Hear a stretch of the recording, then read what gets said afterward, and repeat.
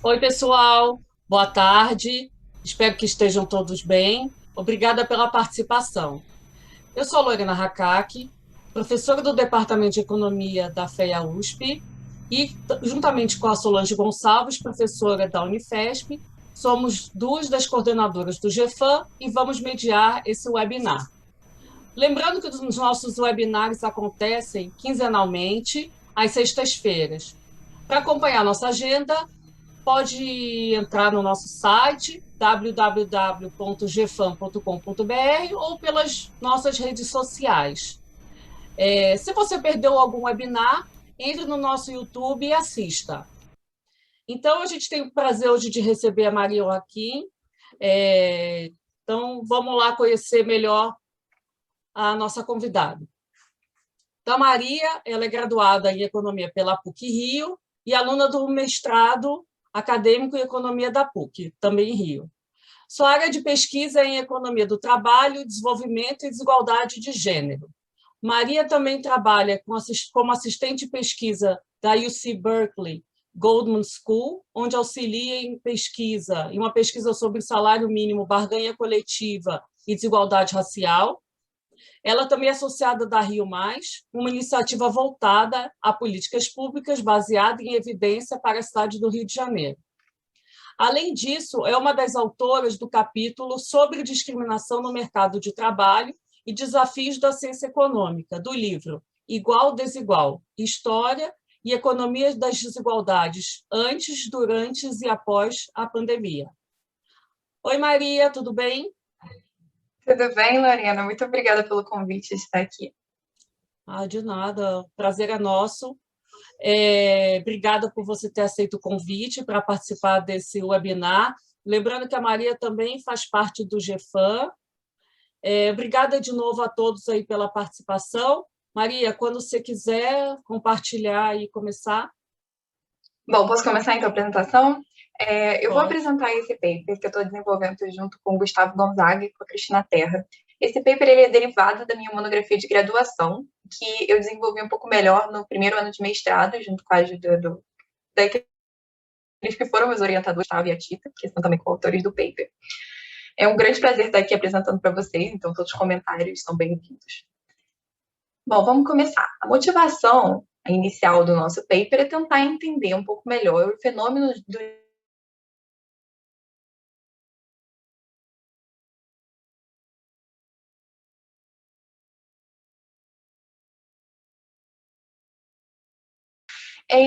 pesquisas recentes apontam que a demanda diferenciada por flexibilidade ela pode estar relacionada com esse diferencial salarial de gênero, porque as mulheres demandam mais flexibilidade do que os homens. Eu vou explicar um pouco melhor o que é flexibilidade, porque eu entendo que ele não é um conceito tão familiar para muitas pessoas. Primeiro momento, eu vou tentar explicar flexibilidade com características que a gente considera mais comuns dentro do trabalho. Por exemplo, trabalhos inflexíveis podem ser trabalhos que requerem que o trabalhador trabalhe longas horas, que tenham que cumprir deadlines mais curtos, que têm cronogramas mais inflexíveis. Então, são trabalhos com essas certas características. E por que isso importa para o diferencial salarial de gênero? É que a gente sabe que o peso, né, do cuidado com filhos e afazeres domésticos cai muito em cima da mulher. Então, a mulher, para conciliar o trabalho remunerado e o trabalho não remunerado, muitas vezes ela vai demandar empregos mais flexíveis que possibilitem a ela tentar conciliar essas duas tarefas. Então, o nosso paper, o que ele vai fazer? Ele vai investigar o impacto da flexibilidade do trabalho no Gender Wage Gap, estudando o caso brasileiro. A gente vai explorar duas dimensões da flexibilidade. A primeira delas é uma questão de natureza da ocupação. Existem ocupações mais inflexíveis do que outras. Que características são essas que compõem a inflexibilidade dessas ocupações? Por exemplo, se uma ocupação ela exige que o trabalhador faça muito contato, por exemplo, com clientes, com outros membros da equipe. Então, aquele trabalhador estar presente, estar disponível no trabalho é muito importante. Então, nesse caso, se você quiser trabalhar menos horas ou se você só quer trabalhar horas específicas, fica mais difícil nesse tipo de emprego, que você tem que fazer trabalho constante, que você tem que fazer contatos constantes com outras pessoas. Uma outra característica, por exemplo, seria trabalhar sob pressão de tempo. Então, quem trabalha sob pressão de tempo também é mais difícil de você ter um cronograma mais flexível. E aí, uma terceira característica, que eu vou até explicar um pouco melhor quando eu falar da literatura, que foi explorado num dos trabalhos seminais sobre flexibilidade e diferencial salarial de gênero, que foi desenvolvido pela Claudia Goldwyn, essa ideia de que empregos inflexíveis são empregos em que há menor substituibilidade de tarefas entre empregadores. Então, esses empregos inflexíveis, é mais difícil de você delegar uma tarefa a uma outra pessoa. Então, você trabalhar muitas horas é importante nesse emprego. Então, trabalhadores que trabalham em regime, por exemplo, de tempo parcial, podem acabar sendo mais penalizados nessas ocupações flexíveis. Eu vou explicar isso melhor depois, mas ter essa ideia de que a substituibilidade entre trabalhadores é mais difícil nesses empregos é importante. Então, para investigar essa característica ocupacional, a gente vai criar um índice de inflexibilidade ocupacional para o Brasil. Uma outra dimensão de um emprego inflexível é se a firma é inflexível. Então, as firmas podem ter certas atividades que caracterizam elas como mais inflexíveis. Então, por exemplo, se você tem um ambiente mais competitivo dentro da firma, você tem que trabalhar mais horas dentro dessa firma, essa firma exige que os trabalhadores estejam disponíveis durante quase todo o dia, disponíveis para o seu trabalho, providenciam menos amenidades do que outras firmas. Então, por exemplo, uma firma que tem políticas family friendly, ela pode ser considerada como uma firma mais flexível também.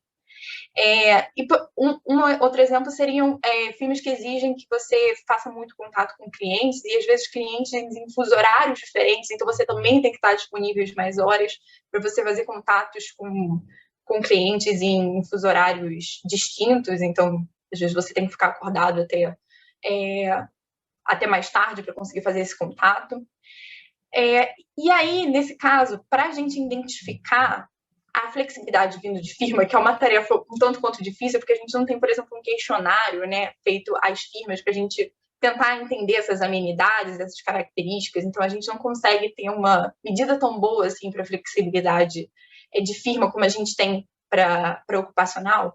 A gente vai identificar as firmas exportadoras, e eu vou tentar justificar isso ao longo da apresentação, como firmas com maior rigidez de trabalhos. Então, exportadores seriam firmas mais inflexíveis, elas têm características de firmas mais inflexíveis. Uma das características, por exemplo, é o que eu tinha falado sobre contato com clientes em diferentes fusos horários, você tem que fazer muitas viagens. Então, podem ser firmas que tenham certas atividades para os trabalhadores que compõem essa inflexibilidade do trabalho. Bom, o nosso paper ele vai fazer uma análise empírica usando regressões ministerianas, e a gente vai adicionar essas medidas de flexibilidade ocupacional e de firma para fazer essa análise. A gente vai usar a base de dados da RAIS, que acho que todos vocês estão familiarizados, mas é uma base de dados administrativos com os contratos, que cobre o universo de contratos formais aqui no Brasil. A gente vai ter informações bem ricas em termos de características individuais dos trabalhadores e das firmas. E a gente vai também ter acesso a números de identificação que vão permitir a gente acompanhar esses trabalhadores e essas firmas ao longo do tempo. Bom, vamos falar um pouquinho da literatura sobre flexibilidade e diferencial salarial de gênero. Primeiro, eu vou falar sobre uma literatura um pouco mais geral que vai abordar flexibilidade no emprego, não necessariamente mais específico à ocupação, nem mais específico à firma, mas flexibilidade no emprego como um todo. A primeira série de papers vai trazer evidências experimentais de como mulheres estão mais dispostas a abrir mão de salários para ter empregos mais flexíveis. Então, esses dois papers vão trazer evidências experimentais. Esse primeiro da Mais e Palé vai mostrar que mulheres, em especial mães de filhos pequenos, vão estar mais dispostas a abrir mão de salários para você poder trabalhar, por exemplo, em home office, esquema de home office, e elas vão ter um particular desgosto por cronogramas mais inflexíveis. Esse paper do Wisdom e Zafar, ele vai explorar, ele vai fazer um experimento com alunos de graduação da ENAIL, e aí eles vão oferecer a esses alunos diferentes empregos.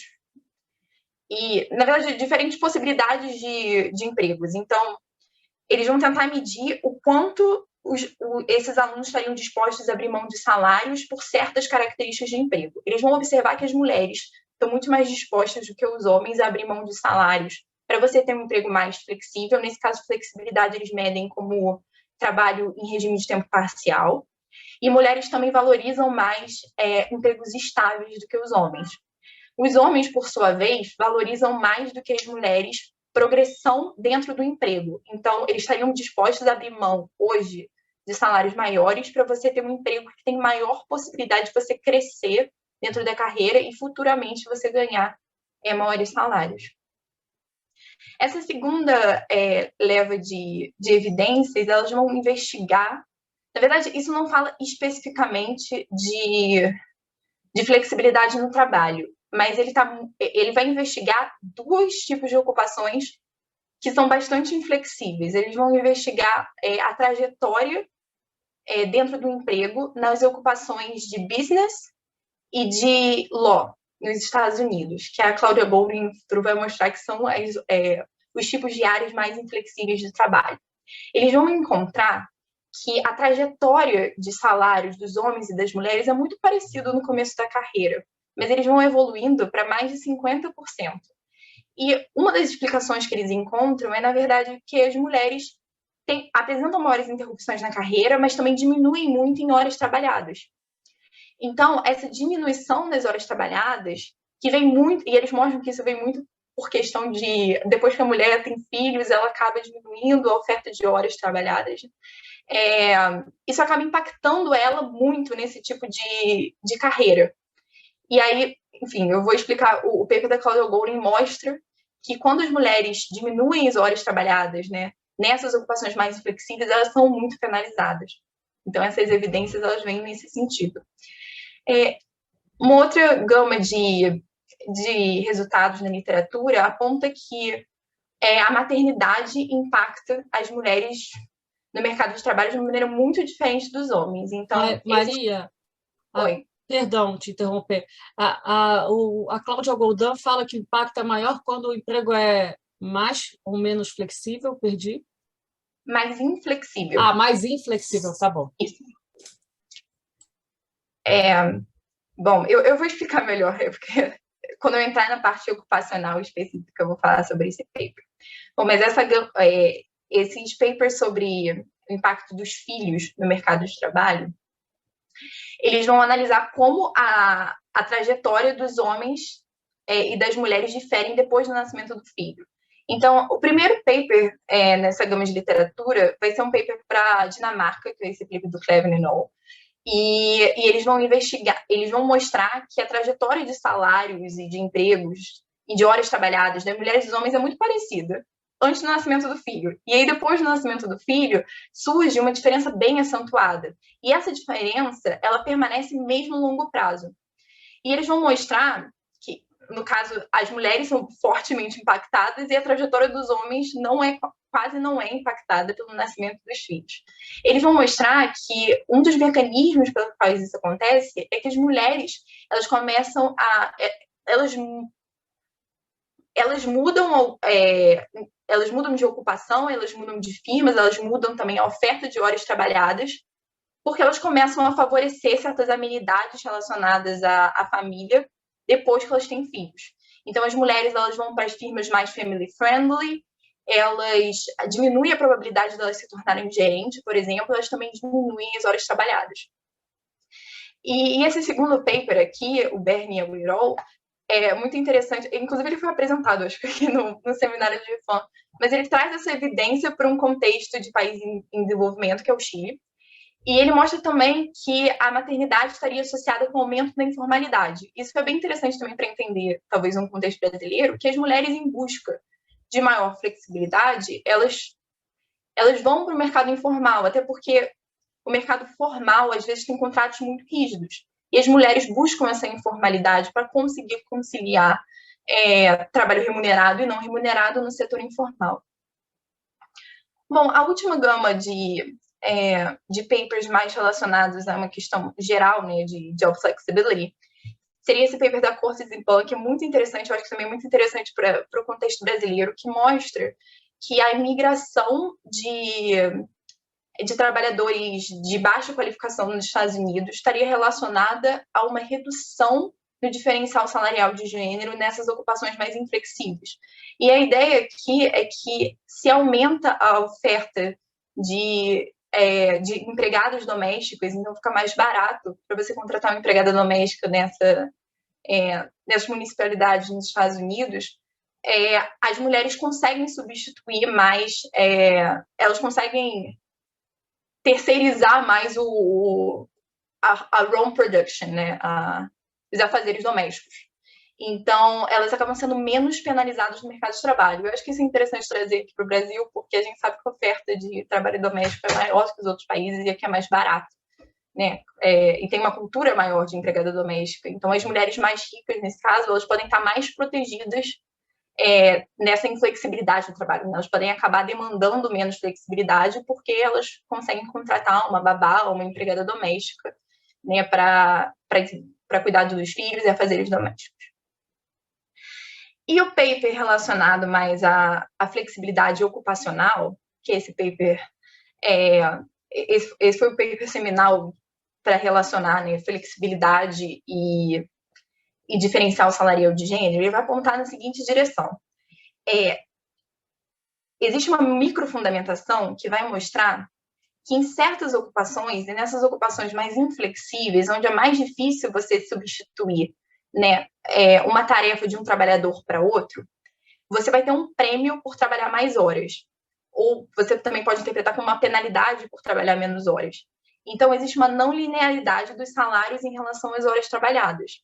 Então, como as mulheres trabalham menos horas do que os homens, elas vão ser menos remuneradas nessas ocupações mais inflexíveis. E isso poderia ser uma explicação por que o gender wage gap ele é maior nessas ocupações mais inflexíveis nos Estados Unidos, que, por exemplo, seriam as ocupações de law e business. E a Claudia Goldin vai trazer, então, além dessa microfundamentação, né, ela vai trazer evidência empírica que parte desse resíduo do diferencial salarial nos Estados Unidos, nas ocupações que pagam mais, está relacionado à flexibilidade da ocupação. Então, ocupações mais inflexíveis são ocupações que você tem um prêmio maior se você trabalha mais. E como as mulheres trabalham menos, elas são mais penalizadas nessas ocupações. E é por isso que o diferencial salarial, mesmo controlando por horas trabalhadas, seria maior nessas ocupações. Bom, agora vamos para a evidência mais relacionada à parte da firma, né? As atividades das firmas.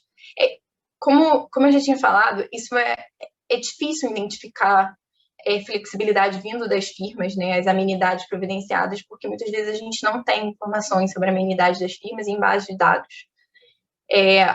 Normalmente, os papers que trabalham com firmas family friendly, eles usam medidas um tanto quanto endógenas. Então, por exemplo, esse paper do Holtz, ele vai construir um índice de family friendly baseado em características que as mulheres, das firmas que as mulheres se movem antes de serem mães.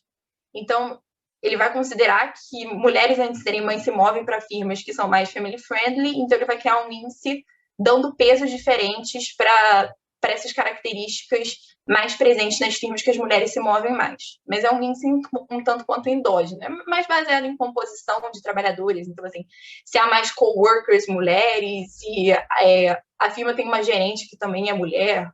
O Landelli usa uma medida também de family friendly que é baseado em se a firma em que a mulher está trabalhando tem como gerente uma mulher com um filho pequeno. Então, também é uma medida um tanto quanto endógena, mas é como normalmente a literatura tenta identificar, porque é difícil, a gente não tem uma base de dados que providencia a gente com as amenidades, né, que os firmas oferecem para os trabalhadores. E aí, esse segundo paper, que é o que a gente vai se inspirar bastante para essa análise, ela vai explorar as exportadoras como sendo firmas que vão ser mais inflexíveis. Elas vão mostrar que o diferencial salarial de gênero para trabalhadoras white collar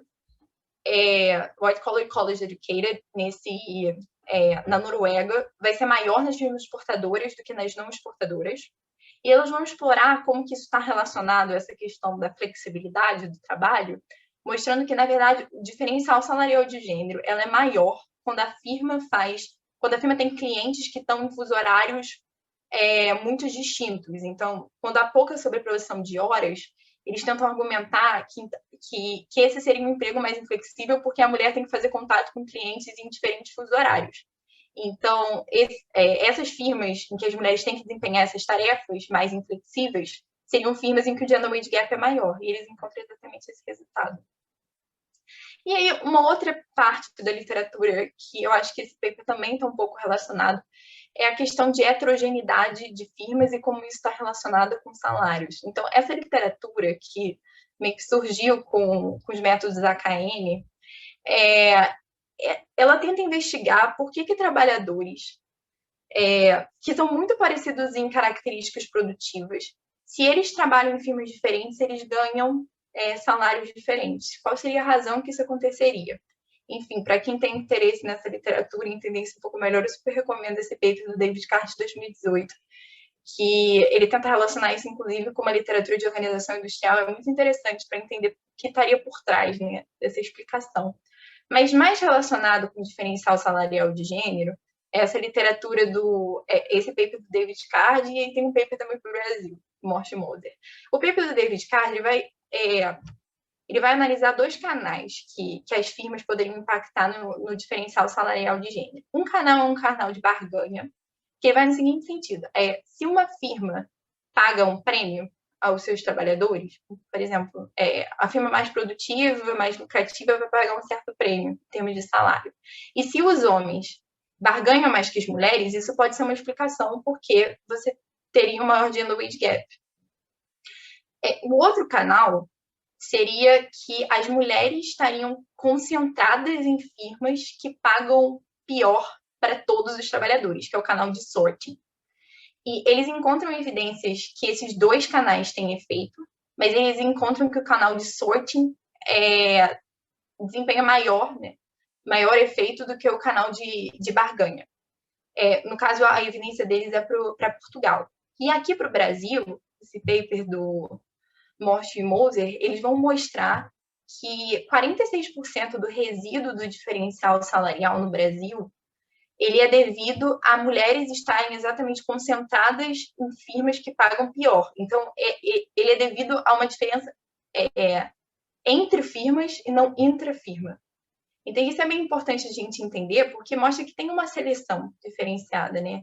Mulheres estão em firmas que pagam pior para todos os trabalhadores. Eu acho que entender isso para a implicação de políticas de gender wage gap é super essencial, porque isso até mostra que políticas, por exemplo, equal pay for equal work, pagamento igual para o mesmo emprego, pode ter escopo mais limitado. Se a gente tem, por exemplo, que o diferencial salarial é muito devido às mulheres estarem em firmas diferentes, né? Firmas que pagam pior.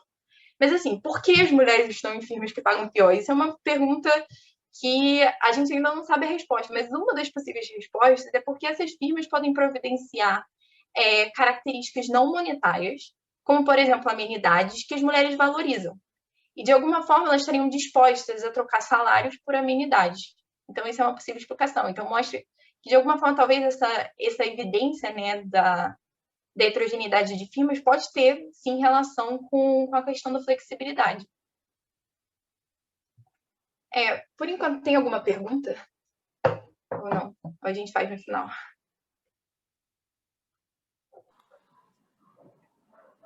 Beber uma água, assim. Vou continuar. Então, um resumo, né, do que a gente vai encontrar nesse paper. A gente vai avaliando, né, a flexibilidade ocupacional e diferencial salarial de gênero. A gente vai encontrar que as mulheres vão trabalhar em ocupações mais flexíveis. A gente vai encontrar que ocupações mais flexíveis vão pagar salários menores. E a gente vai encontrar que o diferencial salarial de gênero vai aumentar quanto mais inflexível é essa ocupação. Avaliando, então, a flexibilidade de firma, ou seja, comparando exportadoras com não exportadoras, a gente vai encontrar... Isso primeiro é uma evidência que até justifica porque a gente usa, né, exportadoras como de certa forma, uma proxy para inflexibilidade de firma. A gente vai encontrar que esse prêmio salarial, para você trabalhar em uma ocupação mais inflexível, ela vai ser maior numa firma exportadora do que numa firma não exportadora. Então, de alguma forma, sugerindo, né, que essa inflexibilidade do trabalho ela é maior das firmas exportadoras. E a gente vai encontrar que o diferencial salarial de gênero ela vai ser maior nas firmas exportadoras do que nas firmas não exportadoras. E, por fim, a gente vai encontrar que esse aumento no diferencial salarial ela vai ser maior em ocupações mais inflexíveis e esse efeito vai aumentar em magnitude nas firmas exportadoras em comparação com as não exportadoras. Então, nesse caso, a gente vai implementar uma estratégia de interação tripla. É um pouco confuso, assim, mas eu vou mostrar para vocês os resultados, acho que vai ficar mais intuitivo depois. Bom, os dados que a gente vai usar para o mercado de trabalho e para exportadores vai ser, primeiramente, para o mercado de trabalho, vai ser a base de dados da RAIS. A gente vai se restringir ao setor privado e só ao setor de manufaturas, de 2013 a 2016. A gente vai se restringir a trabalhadores entre 18 e 64 anos. E, por questões computacionais, vamos tirar uma amostra de 20%. Para os dados de exportação, a gente vai usar os dados da SESEX, da Secretaria de Comércio Exterior. Para ocupação, para flexibilidade ocupacional, a gente vai usar a base de dados... Oi. Vocês só usam 20% da base? Por quê? Ah, tá. Não, então vocês têm a base e vocês usam 20% da amostra, é isso? Por conta da... Tá bom. É porque senão a gente teria 90 milhões de observações, então é tanto difícil de mexer com isso. Tá. Mesmo assim, são muitos trabalhadores. Mas é para o Brasil? Isso. Tá. É 20% de todos esses anos, né, que a gente está observando, de 2013 a 2016, nesse universo, né, de trabalhadores de 18 a 64 anos das firmas de manufaturas privadas. Mesmo assim, são muitas observações. Mas é a RAIS identificada, né? Isso. A gente, no caso, eu estou usando a RAIS não com identificação do CPF, mas enfim, eu tenho identificadores, isso que é importante. Ah, tá. Né? Tá bom. Bom, para flexibilidade ocupacional, então, eu vou usar a base de dados da UNET, que é uma base de dados... Ela foi desenvolvida para as ocupações lá nos Estados Unidos, mas a gente conseguiu um mapa entre a classificação de ocupações americanas e a classificação de ocupações brasileiras. Então, com isso, a gente consegue fazer o match da UNET com a CBO. E a gente usou esse mapa feito pelo Kubota e Maciente. E aí, a partir desses dados da UNET, que são os mesmos dados usados pela Claudia Goldwyn, naquele estudo dela, a gente vai criar esse índice de inflexibilidade, usando uma média de 5 características normalizadas. E aí, agora eu vou mostrar quais são essas características. Primeiro seria um contato com outros, então o quanto que esse trabalho exige que você faça contato constantemente.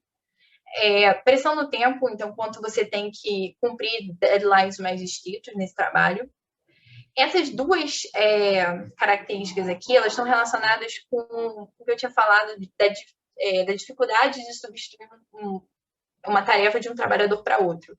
Então, esse structure versus unstructured work, ela é a ideia de se um trabalho é mais estruturado para um trabalhador específico, né? Então, seria mais difícil você substituir as tarefas. E essa freedom to make decisions é se você tem que realmente tomar muita decisão no trabalho. Então, também é mais difícil você substituir tarefas se você tem um trabalho que você tem que tomar muita decisão. E esse último, interpersonal relationships, seria se é importante você estar desenvolvendo contato constante e relações com trabalhadores e manter, ou relações com clientes e manter ao longo do tempo. Então, aquela ideia, né? Estar presente no trabalho por um período longo de tempo é importante. Isso aqui é só... eu tirei uma... O que eu faço, né? Eu falei que eu normalizei esse índice, que eu fiz uma normalização a nível da ocupação, né? Então, eu não fiz uma normalização a nível dos trabalhadores que estão na base de dados da RAIS. Então, como a gente tem muitos trabalhadores concentrados, né, no caso das manufaturas, em certos grupos ocupacionais, e exatamente os grupos ocupacionais mais flexíveis, esse índice vai ser negativo no geral. Então, a média desse índice não é zero, no caso, porque a normalização dele é feita a nível de ocupação e não a nível dos trabalhadores que a gente observa na base da RAIS. Eu acho que será que isso ficou claro para vocês? Então, essa tabela é só exatamente para mostrar isso. Porque, por exemplo, os trabalhos mais inflexíveis são, por exemplo, os trabalhos de managers and directors ou os profissionais de artes e ciências. E esses são percentuais menores, né, da base de dados que a gente tem de trabalhadores nas manufaturas. Então, como o índice ele é negativo, né, para esses grupos ocupacionais que têm uma representação maior na nossa base, a média dele é negativa. Aqui, uma primeira estatística descritiva. Eu vou mostrar como esse índice de flexibilidade ele difere entre homens e mulheres. E a gente vê aqui que esse índice ele é mais negativo para as mulheres. Então, isso quer dizer que as mulheres estão concentradas em ocupações mais flexíveis do que os homens. E isso acontece para todas as características, com exceção de relações interpessoais. Em que aí os homens, na verdade, é muito próximo, né? Homens e mulheres. Mas para todas as outras, a diferença de gênero é bem forte. Bom, vou continuar, então, primeiro, mostrando para vocês os resultados da nossa avaliação da inflexibilidade ocupacional e como isso está relacionado ao diferencial salarial de gênero. Primeiramente, algumas estatísticas descritivas também. Aqui, algumas estatísticas que eu queria pontuar. A gente vai ver que o diferencial bruto ele vai ser maior, né, em ocupações mais inflexíveis.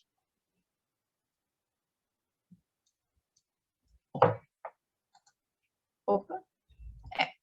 Passando, pessoal. Isso. A gente vai ver que ocupações mais inflexíveis concentram trabalhadores mais educados, essa diferença é bem grande.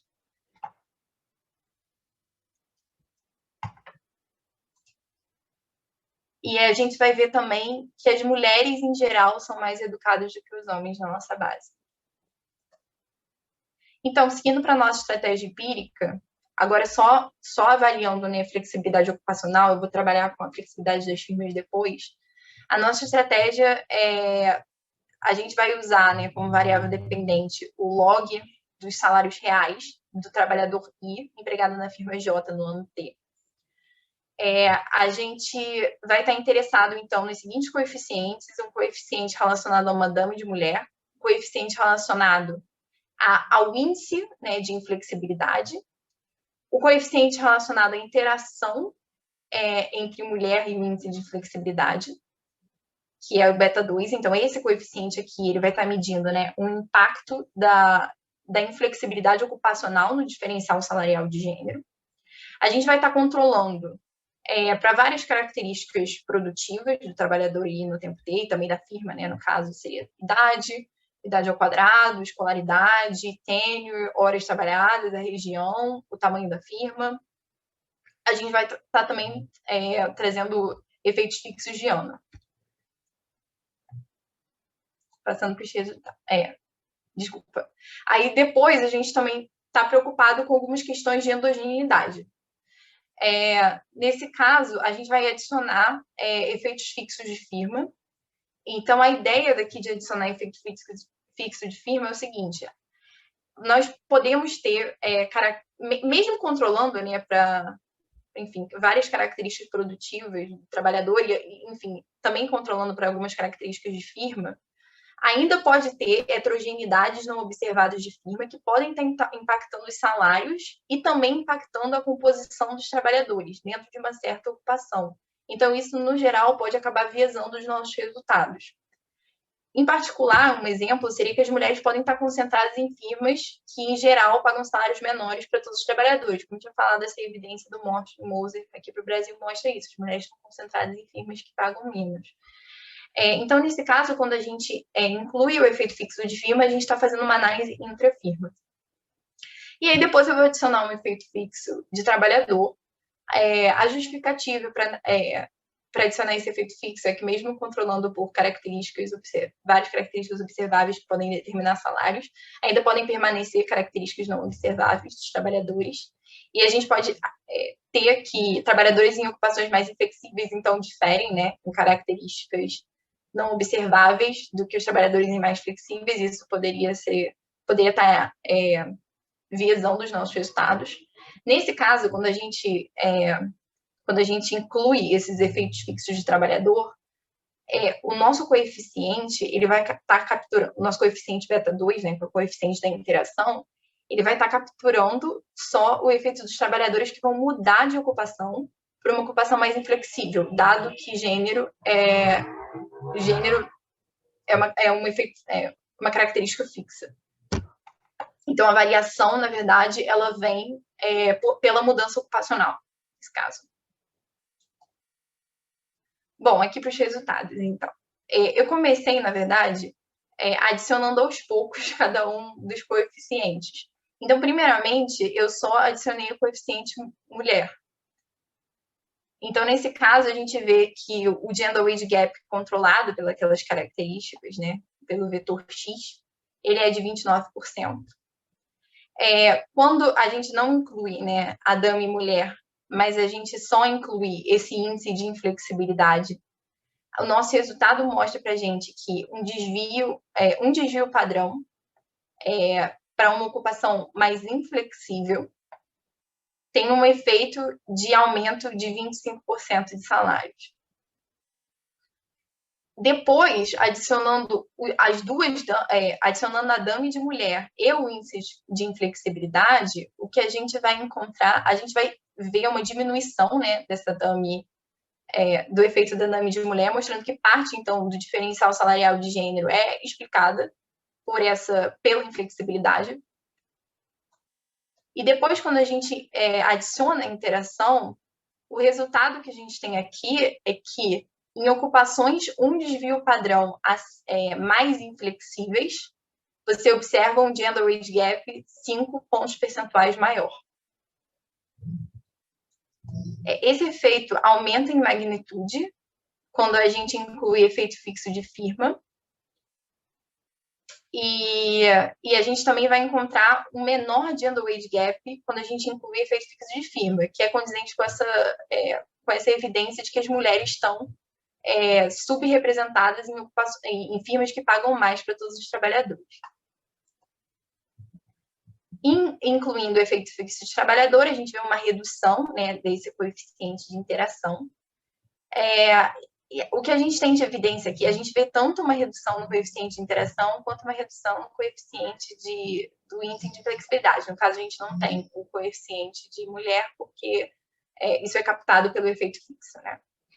Mas a gente tem evidência de uma seleção positiva, né, das mulheres na inflexibilidade. Então, mulheres que têm características que impactam positivamente nos salários estão concentradas em ocupações mais inflexíveis.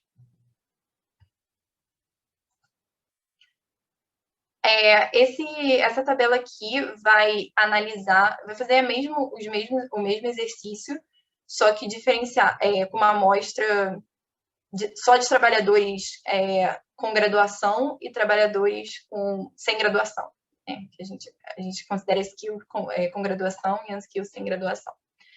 Então, na verdade, assim, é difícil da gente criar uma hipótese de qual seria o efeito, né, diferenciado para skilled e unskilled workers. Por um lado, né, se a gente pensa no efeito glass ceiling, então, será que as mulheres em ocupações mais inflexíveis, então talvez assim, eu tinha mostrado uma tabela antes que as ocupações de managers and directors, né, gerentes e diretores, são ocupações mais inflexíveis. Então, poderia ser que o impacto seja maior para elas por esse efeito, né, do teto de vidro. Por um outro lado, se as mulheres escolarizadas, que também são as mulheres que ganham salários mais altos, podem terceirizar esse trabalho doméstico e cuidado com os filhos, elas poderiam se proteger mais dessa inflexibilidade. Então, nesse caso, elas seriam menos impactadas que as mulheres não escolarizadas. E aí, nesse caso aqui, a gente não tem um resultado um tanto quanto conclusivo nas nossas estimações, porque quando a gente inclui efeito fixo de firma, quando a análise é intrafirma, a gente vê que esse efeito, né, do gender wage gap, ele parece ser maior para as mulheres com graduação do que as mulheres sem graduação. Mas, quando a gente analisa as trabalhadoras que movem de ocupação, a gente vê que até parece existir um prêmio, né, para as mulheres quando a gente inclui esses efeitos fixos de trabalhador. E no caso, o efeito ainda é negativo para as mulheres não escolar, as mulheres que não têm graduação completa. Então, enfim, isso é só uma heterogeneidade que a gente queria analisar para tentar explorar, né, esses dois efeitos, talvez o glass ceiling ou talvez o efeito das mulheres conseguirem terceirizar esses trabalhos e se protegerem, né, da inflexibilidade. Mas eu acho que precisa ainda de uma análise mais robusta para a gente tentar entender o que está acontecendo aqui por trás. Acho que tem uma pergunta, né? Isso, Pedro. Uma pergunta de clarificação. Por que vocês não tentaram fazer efeitos fixos de firma e trabalhador? Os dois juntos. A gente chegou, em algum momento, a analisar os dois, só que a variação ela era mais complicada, porque você fazia uma avaliação intrafirma, né? E trabalhadores que moviam... porque, assim, era muito restrito, acho que, o ambiente. Porque você analisava, dentro da mesma firma, trabalhadores que moveram de ocupações, né? A gente encontrava um efeito um pouco menor, no caso, quando a gente adicionou esse efeito. Eu vou mostrar depois que as análises que eu faço com as análises que eu faço com os filmes exportadores, a gente vai incluir um efeito de match, que é um efeito diferente. Ele não é efeito fixo de firma e efeito fixo de trabalhador, é efeito fixo firma e trabalhador, né, do job spell. Mas a gente tinha incluído antes e a gente acabou desistindo dessa especificação porque ficava um ambiente muito restrito, assim, porque restringia para trabalhadores que mudaram de ocupação na mesma firma, né? Mais alguma pergunta? Vamos seguir, então. Bom, enfim, um resumo assim, dos resultados que a gente encontrou nessa parte de inflexibilidade ocupacional. Então, a gente encontra um diferencial salarial de gênero, né, para o setor de manufaturas na base de dados da RAIS bem alto, mesmo controlando para várias características, né, produtivas dos trabalhadores. Mas, quando a gente inclui, quando a gente controla para inflexibilidade, esse gender wage gap, ele diminui, então mostrando que a inflexibilidade realmente importa. A gente encontra que o diferencial salarial de gênero ele é maior em ocupações mais inflexíveis. E a gente encontra que há um efeito de sorting, de alguma forma, as mulheres estão subrepresentadas em firmas que pagam mais, e isso também é importante para explicar parte do diferencial salarial de gênero. E a gente mostra que também é um efeito de seleção. Quem são essas mulheres que estão nessas ocupações mais inflexíveis? Que são mulheres também que são diferentes das mulheres que estão em ocupações mais inflexíveis, né, em características não observáveis. Bom, agora a gente vai seguir para analisar a inflexibilidade vindo da firma e o impacto no gender wage gap. E nesse caso, a gente vai explorar essa diferença das exportadoras com as não exportadoras. Bom, a ideia de usar as firmas exportadoras, né, como uma proxy para inflexibilidade de firma é que as firmas exportadoras elas são firmas maiores, isso a gente encontra nos nossos dados, né? Elas são mais expostas à competição internacional, então elas também são sujeitas a maior controle de qualidade de produtos, por exemplo. E também tem em certas ocupações, né, os trabalhadores podem ser exigidos que interajam mais com clientes em diferentes fusos horários, que têm que viajar mais. Então, certas atividades empenhadas por eles podem ser atividades mais inflexíveis. Então, o que a gente faz como hipótese é que a atividade de exportação ela pode aumentar, né, esse grau de rigidez do trabalho. E que ele também pode impactar nas ocupações mais inflexíveis dentro dessas firmas mais inflexíveis, né? Então, a gente tenta explorar essas duas dimensões do trabalho, como você trabalhar numa ocupação mais inflexível, numa firma que a gente considera mais inflexível, pode impactar também no diferencial salarial de gênero.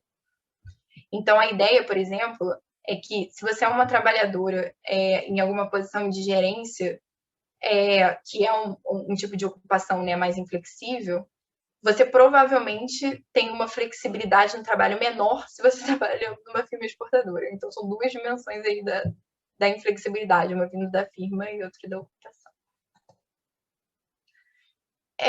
A gente vai começar, então, com uma investigação para tentar sustentar a nossa hipótese de que usar firmas exportadoras é conveniente nesse caso. Então, a gente vai comparar como esse índice de inflexibilidade entre firmas exportadoras e não exportadoras. Primeiro com estatísticas descritivas, e aí depois a gente vai testar se essa inflexibilidade, se esse prêmio, né, pela inflexibilidade ocupacional, ela é maior nas firmas exportadoras em comparação com as não exportadoras. Primeiramente, então, as estatísticas descritivas que eu falei, a gente vai encontrar, então, que há mais ocupações inflexíveis, né? Há mais trabalhadores em ocupações inflexíveis em firmas exportadoras em comparação com as não exportadoras. E esse índice, né, acaba sendo movido, em especial, por essas três características. As relações interpessoais, a tomada de decisões e a questão do trabalho ser estruturado, mas como trabalhador.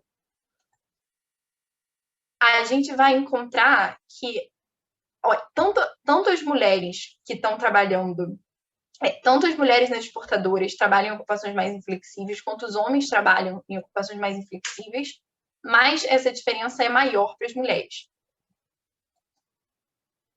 E agora a gente vai fazer a primeira análise de regressão, usando, então, a interação, né, de exportadoras e inflexibilidade.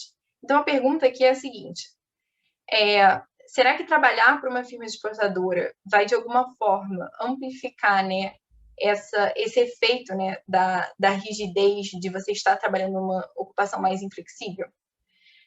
Então, a gente vai tentar testar se essa inflexibilidade ocupacional é maior entre exportadores e não exportadores. E isso vai ser captado por esse coeficiente, né, θ2, da interação de exporter e inflex.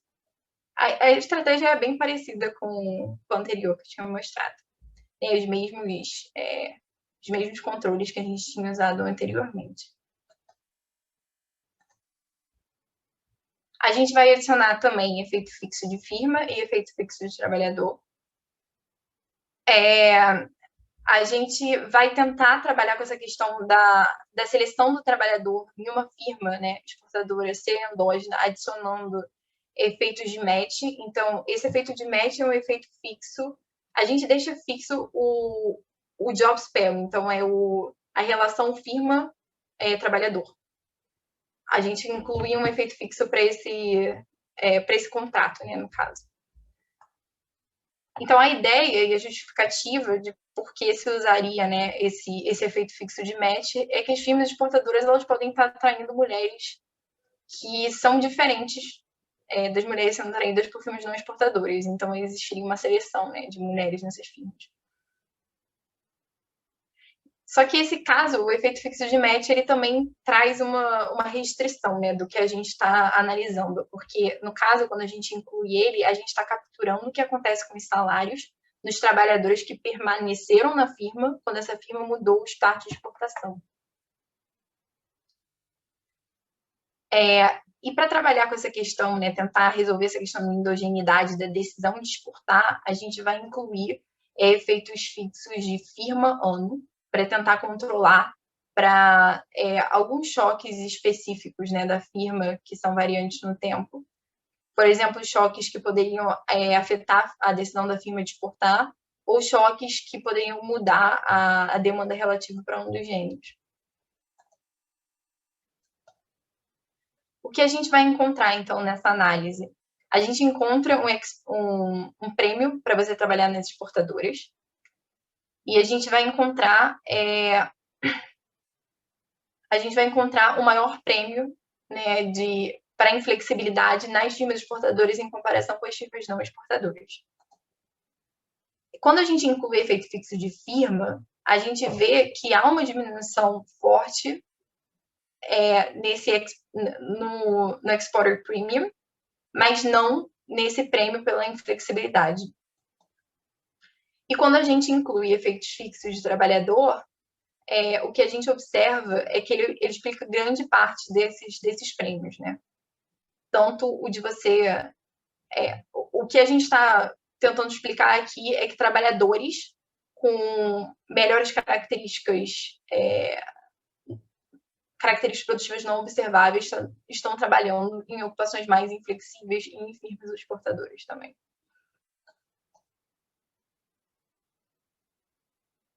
Então, só um resumo também do que a gente encontrou, então, que as firmas exportadoras, elas de alguma forma estão relacionadas, né, a essa inflexibilidade do trabalho. E o que a gente vai fazer, então, agora é avaliar se existe um maior diferencial de gênero nas firmas exportadoras em comparação com as não exportadoras. Que, no caso, a gente está tentando se aproximar de uma análise. Será que em uma firma mais inflexível o diferencial salarial de gênero é maior? Então, vamos começar com algumas estatísticas descritivas. A gente vai encontrar, né, um diferencial salarial bruto maior nas firmas exportadoras, pelas estatísticas descritivas, e a gente vai encontrar, né, um prêmio salarial maior nas firmas exportadoras, em comparação com as não exportadoras. A gente vai encontrar que há mais trabalhadores com graduação nas firmas exportadoras, em comparação com as não exportadoras, e que a gente também encontra que as mulheres são mais educadas do que os homens. Contudo, esse gap, né, educacional em favor das mulheres, ele é maior nas firmas não exportadoras em comparação com as exportadoras. Agora, para a nossa estratégia, de novo, a gente usa um design, né, bem parecido com o que a gente estava usando anteriormente. Nesse caso, o nosso coeficiente de maior interesse é o beta 2, que vai captar a interação entre a mulher e a firma exportadora. Então, esse coeficiente vai estar captando quanto o diferencial salarial de gênero é diferente entre firmas exportadoras e não exportadoras. Enquanto o beta 1, né, vai estar captando só o diferencial salarial de gênero para firmas não exportadoras. E a gente vai usar a mesma estratégia que eu já tinha mostrado antes para a análise anterior. A gente vai incluir efeitos fixos de firma, efeitos fixos de trabalhador e os efeitos fixos do match firma-trabalhador. Bom, os resultados, então. O coeficiente de interação que a gente encontra, a interpretação dele seria que o diferencial salarial de gênero é 5,6 pontos percentuais maior para firmas exportadoras. Então, condizente com essa ideia, né, de que mulheres que trabalham em firmas mais inflexíveis, elas estariam sendo mais penalizadas em relação aos homens. Quando a gente inclui efeito fixo de firma e efeito fixo de trabalhador, a gente encontra que esse coeficiente diminui em magnitude.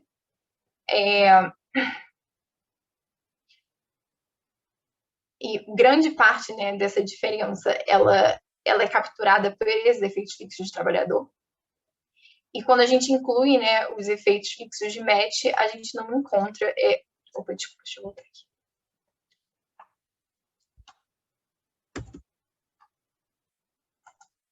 Voltei, desculpa. A gente não encontra efeitos significativos quando a gente inclui o efeito fixo de match. Então, a ideia aqui é que a seleção das mulheres nas firmas exportadoras também está explicando bastante dessa interação. Então, a ideia é que mulheres que estão trabalhando nas firmas exportadoras, elas são diferentes em várias dimensões não observáveis do que as mulheres que estão trabalhando nas firmas não exportadoras. Então, tem uma seleção positiva nesse caso. Bom, de novo, um resumo dos resultados.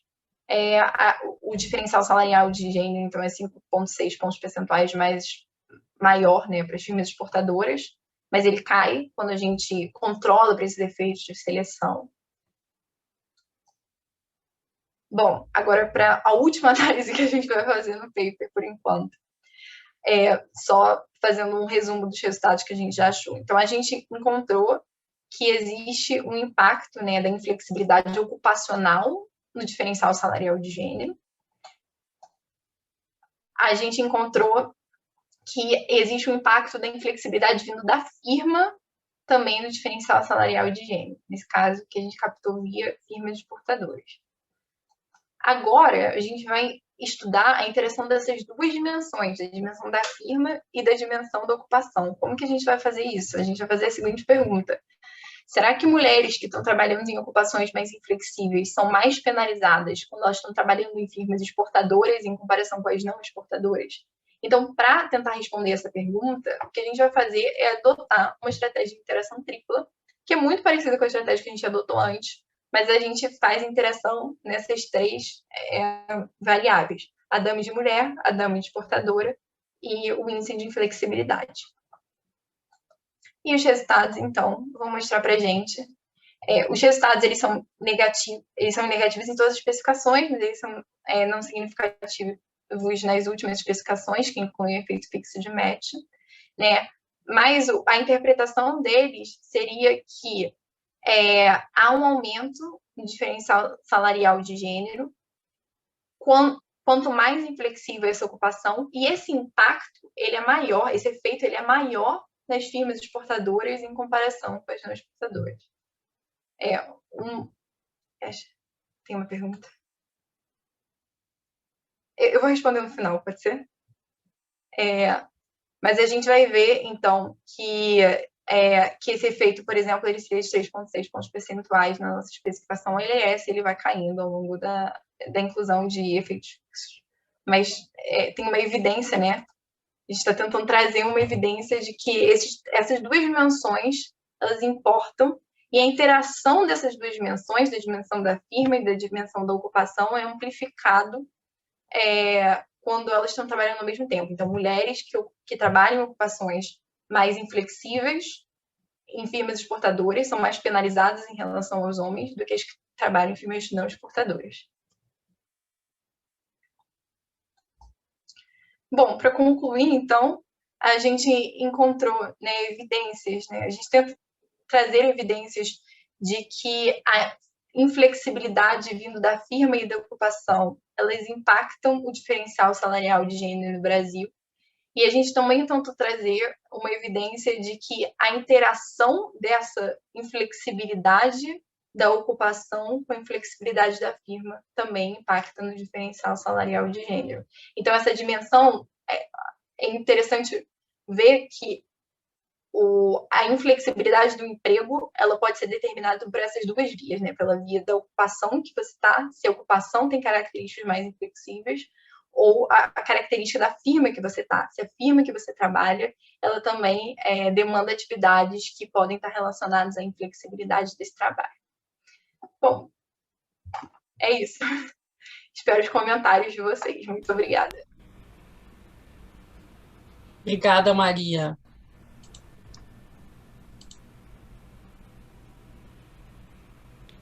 Excelente, Maria. Excelente. A Dani está aqui com uma pergunta aqui pelo chat, a Dani Caruzi.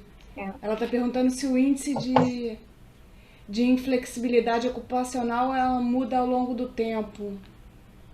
Você está perguntando se eu mudo os dados desse índice ou se, por exemplo, Não, eu tô... A pergunta da Dani, eu não entendi se por exemplo, você está perguntando se os dados de inflexibilidade eles variam ao longo dos anos. Então, sei lá, se um ano a ocupação de, não sei, de economista tinha um índice de flexibilidade X e no outro ano tinha um índice de flexibilidade Y, é isso a pergunta? Oi, Maria. Bom, então, eu não vi essa parte da definição da inflexibilidade. É isso, sim. Por exemplo, se, é exatamente isso, se muda ao longo do tempo, se uma ocupação, o índice varia ao longo do tempo, ou se é uma coisa fixa, porque veio de uma classificação, né, pelo que entendi. Isso. Não, eu deixei fixo na última classificação da ONET, na verdade, que foi se não me engano, foi em 2010. Eles fizeram uma mudança ao longo desse tempo. Talvez até uma boa questão para se ponderar, né? Se a classificação antiga tinha um índice diferente. Mas é porque teve uma mudança na ONET, eu sei, no meio desse período. Eu não consegui os dados anteriores, né? De como era esse índice antes, mas no meio desse período de análise existe sim uma mudança nesse índice. Não, então, aí é uma dúvida. A inclusão de dummies ocupacionais não seria o mesmo exercício? Aí eu não sei. Ou não é a mesma coisa. Classificando, por exemplo, incluindo o efeito fixo das ocupações. Incluindo a variação de ocupações. Um teste de robustez que a gente fez foi incluir dummies para grupos ocupacionais, que é um dígito, né, da CBO. E a ideia foi ver se, na verdade, esse efeito não era meio que movido pelo fato de, enfim, gerentes são muito diferentes dos trabalhadores dos grupos ocupacionais, enfim, 6, 7, 8, 9, que tem, enfim, tem empregos muito diferentes, né? Então, talvez analisar dentro, né, do grande grupo ocupacional. A gente incluiu esse efeito fixo, a gente incluiu essas dummies de grande grupo ocupacional e não mudou os resultados. Tá, obrigada, Maria. Nada. É ótimo. Posso fazer uma pergunta rapidinho? Claro.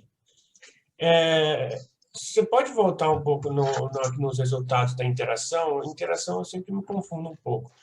Ou de exportação, por exemplo, né? O que você acha que o gap de gênero, né, ele desaparece quando você controla por efeitos fixos, diminui, né, quando você controla por efeitos fixos de trabalhador.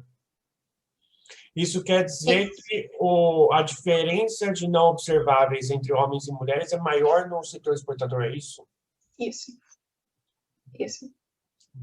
Então, as mulheres que decidem entrar no setor exportador, ou um setor que tenha mais flexibilidade, elas são de pior qualidade, pelo menos comparativamente. Não, as mulheres que decidem entrar em firmas exportadoras e as mulheres que decidem entrar em firmas inflexíveis, elas têm características que impactam positivamente seus salários. Tá, porque o gap desaparece, é isso, né? Isso. É porque o efeito, a interação tripla, ela é um pouco difícil de interpretar, porque, enfim, você está pegando o efeito negativo vem de qual via, né? Vem da via da inflexibilidade ou da via da exportadora. Só que aí, nesse caso, se a gente for analisar as outras interações, né, a gente vê que a ideia é que sempre a inclusão do efeito fixo de trabalhador diminui em magnitude, tanto a interação de female com exporter, quanto a interação de female com inflex. Então, a ideia é a seleção positiva, né, das mulheres tanto na exportadora quanto nas firmas inflexíveis. Tá bom, obrigado. Nada.